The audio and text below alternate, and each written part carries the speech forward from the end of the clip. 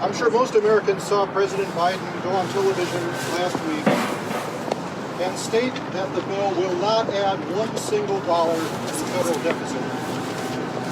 Many of the leaders of the House of Representatives have been on television this week making that same claim. Our response to the President and to the leadership of the House is, if that is the case, Mr. President, prove it. Madam Speaker, prove it. And the way that you prove it is to allow the Congressional Budget Office to do its job and to issue a fiscal score on the bill before the bill is brought up for a vote.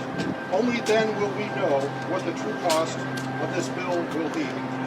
That is why today we are sending a letter to Speaker Pelosi, signed by nearly half of the members of the House of Representatives, urging her to wait to vote on the budget reconciliation bill until the Congressional Budget Office has issued a score on that bill. And here is why that is so important. Nearly any economist will tell you that deficit spending is dangerously inflationary. And unfortunately, Americans are already feeling the effects of inflation today. In fact, inflation is running at an annual rate currently at over 7%. That's the highest rate in over 40 years. And the people that we represent are feeling the effects of that inflation. The price of basic commodities like beef and milk and coffee is up substantially over 1 year ago. Every American family is going to be paying more for their Thanksgiving dinner now than they were a year ago.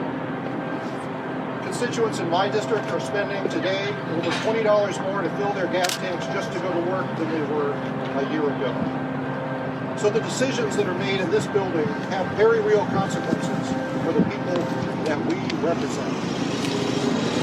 That is why we think it is so important to make sure that we know what this bill will cost before we vote on the bill. And in fact, our rules require that. The Budget Control Act of 1974 requires that the Congressional Budget Office issue a score on budget reconciliation bills. And House Rule 13, our own rule, requires us to have that score before voting on a bill. Imagine the ridiculousness of us telling the American people that they ought to follow the rules, but at the same time telling them that although we have rules and we believe in the rules, we follow the rules only until we decide to waive the rules, in which case there are no rules. That would be not only irresponsible, it would be reckless, given the fiscal price tag on this bill. So with me today, I have many of my colleagues that will give you their thoughts on this issue, and I'm looking forward to listening to what they have to say.